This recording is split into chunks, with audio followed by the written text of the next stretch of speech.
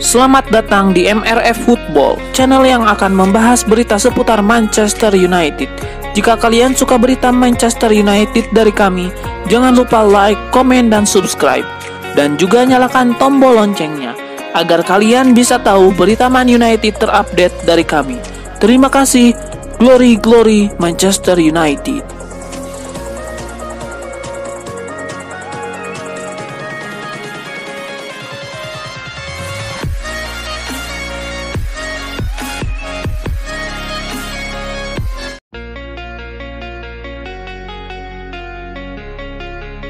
Raksasa Liga Inggris Manchester United berpeluang menyempurnakan 4 posisi jika akuisisi mampu dilakukan oleh Sheikh Jassim.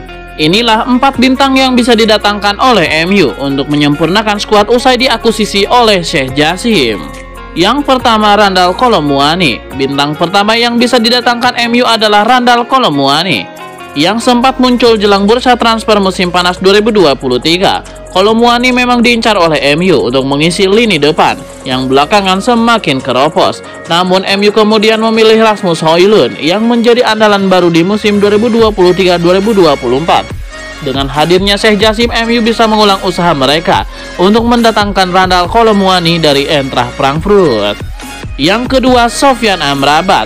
Walau belum diakuisisi Sheikh Jassim, MU belakangan berniat mendatangkan Sofyan Amrabat di bursa transfer musim panas 2023 ini. Sofyan Amrabat menjadi salah satu target Manchester United untuk mengisi lini tengah di bursa transfer musim panas 2023 ini. Kabarnya MU berusaha untuk menggelontorkan dana senilai 30 juta euro untuk menggait Amrabat. Pemain ketiga, Jean-Claire Todibo. Pemain yang satu ini belakangan dikabarkan akan bergabung ke Manchester United pada musim panas 2023 ini. Todibo menjadi salah satu bek tengah yang coba diproyeksikan sebagai calon pengganti Rafael Varane. Untuk mendatangkan Todibo, maka MU harus menggelontorkan dana senilai 35 juta pound sterling. Yang keempat, Jadon Sancho ditukar Osimhen. Manajemen klub di bawah Sheikh Jassim bisa saja melepas Sancho untuk mendatangkan pemain baru, salah satunya bomber Napoli Victor Osimhen. Sancho sendiri belakangan terus jadi sorotan mengingat performanya di MU semakin memprihatinkan.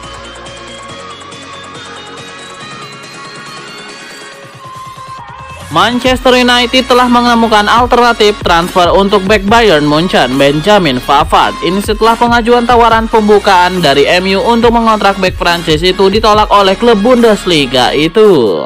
Menulis di kolomnya untuk Kauk Offside, Fabrizio Romano mengungkapkan bahwa MU tertarik dengan bek Crystal Palace, Marc Guehi. Bek tengah berkaki kiri yang kini menjadi pemain reguler di timnas Inggris. Lulusan Akademi Chelsea ini semakin kuat semenjak meninggalkan Stamford Bridge dan telah menarik perhatian beberapa klub terbesar di Eropa.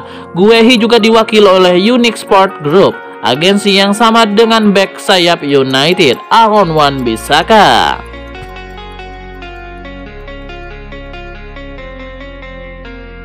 Situasi yang anti klimaks terjadi pada saga transfer Harry Maguire. Santer dilaporkan bakal pindah ke West Ham. Pada akhirnya pemain 30 tahun tersebut lebih memilih bertahan di Manchester United. Negosiasi gaji Maguire dan West Ham United berjalan sangat sulit. Maguire menerima 190.000 pound sterling per pekan dari MU. West Ham ingin menurunkan gajinya hingga 100.000 pound sterling per pekan. Jalan keluar sulit dicari antara kedua pihak. Gaji hanya menjadi satu dari 3 faktor yang membuat transfer Maguire urung terjadi. Faktor lainnya adalah mekanisme pembayaran transfer dan permintaan pesangon dari kubu Maguire. West Ham mengajukan beberapa tahapan pembayaran pada MU alias dicicil. United keberatan karena mereka butuh dana segar untuk membeli pemain baru. Sementara Maguire menuntut pesangon dari United sebesar 15 juta pound sterling. Nilai tersebut dari kubu Maguire diambil dari sisa gaji yang harusnya dia terima dari MU, merujuk pada kontrak yang sudah diteken. Setelah negosiasi yang sangat rumit dan memakan waktu yang lama, saga transfer Harry Maguire ke West Ham dikonfirmasi batal oleh Fabrizio Romano. Mantan pemain Hull City tersebut memilih bertahan di Old Trafford.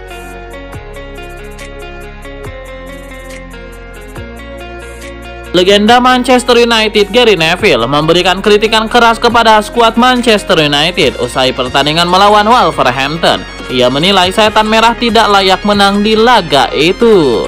Menurut pengamatan Gary Neville, Manchester United benar-benar bermain buruk di laga perdana mereka tersebut. Ia menilai Wolverhampton lebih layak memetik kemenangan di laga ini ketimbang kubu tuan rumah karena mereka bermain lebih meyakinkan. Pada kesempatan yang sama, Gary Neville secara spesifik mengkritik performa gelandang MU. Ia menilai para gelandang MU tidak bekerja dengan baik, sehingga Wolverhampton mampu tampil dominan di laga ini.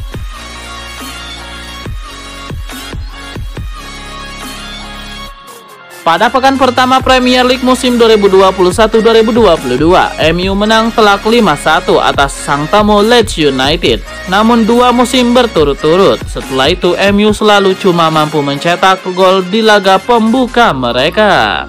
Pada pekan pertama musim 2022-2023 lalu, MU juga main kandang. MU mencetak 1 gol tapi akhirnya kalah 1-2 dari Brighton. Musim 2023-2024 ini, MU lagi-lagi main kandang di pekan pertama. MU pun lagi-lagi cuma mencetak 1 gol, yakni ke gawang Wolverhampton.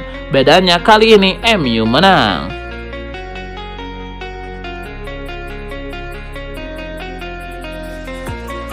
Manajer Manchester City Pep Guardiola menganggap Manchester United lemah ketika berbicara mengenai Piala Super UEFA kontra Sevilla. Sebelum pertandingan yang akan berlangsung di Athena, Yunani, Guardiola mengeluarkan sebuah sindiran untuk rival mereka, Manchester United. Saya merasa maafkan kesombongan saya bahwa Man City adalah favorit untuk memenangkan Piala Super Eropa. Kami memiliki kualitas. Namun tentu saja kami tahu bahwa tidak ada tim yang diunggulkan. Saya melihat leg kedua Sevilla versus MU. MU lemah. Sevilla bisa menjadi kuat, ujar Guardiola dilansir dari Manchester Evening News.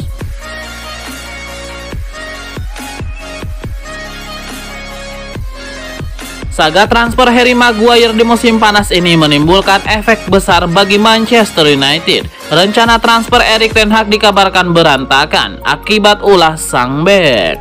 Keputusan Harry Maguire menolak tawaran West Ham itu menimbulkan masalah tersendiri bagi Erik ten Hag. Sang manajer dikabarkan sudah mempersiapkan pengganti Harry Maguire. Ia ingin memboyong Benjamin Pavard dari Bayern Munchen. Namun karena Maguire tidak jadi pergi, ia tidak bisa mendatangkan bek tengah baru karena dana transfer MU saat ini cukup ngepres. Erik ten Hag sendiri dikabarkan sudah mempersiapkan diri untuk menghadapi opsi terburuk. Ia siap mempertahankan Harry Maguire, namun sang bek dikabarkan akan tetap berstatus sebagai pemain pelapis di skuad Setan Merah.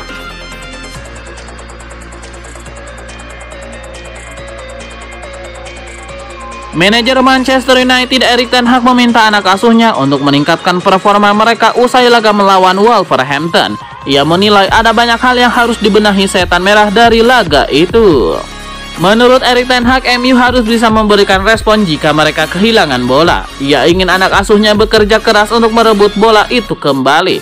Erik ten Hag sendiri mengaku memberikan kredit bagi anak asuhnya. Ia menilai timnya mampu memberikan perlawanan meski mereka dibuat keteteran.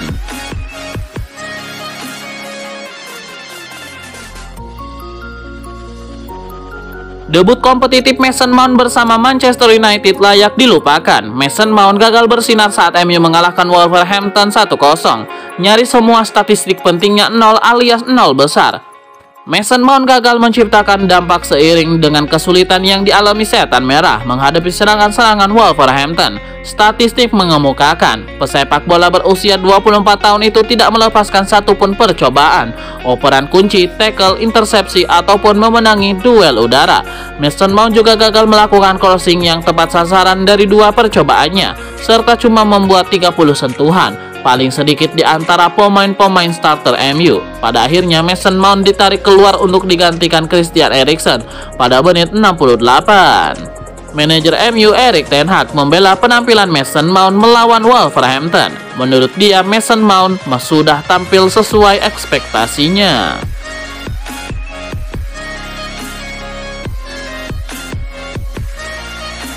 Manchester United melalui laman resmi mereka mengkonfirmasi bahwa Matej Kovar telah bergabung dengan Bayer Leverkusen secara permanen pada musim panas ini.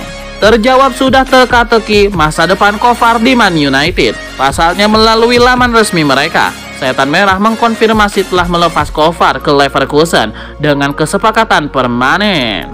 Kepergian kiper asal Republik Ceko ke klub Bundesliga tersebut mengakhiri 5,5 tahun kebersamaannya dengan The Red Devils setelah bergabung dengan United pada Januari 2018 dari FC Slovatsko. Matej Kovar menjadi pemain reguler di bawah mister gawang tim U21 MU, mencatatkan hampir 50 penampilan di Premier League 2. Dia juga tampil di UEFA Youth League sebanyak 6 kali untuk tim U19.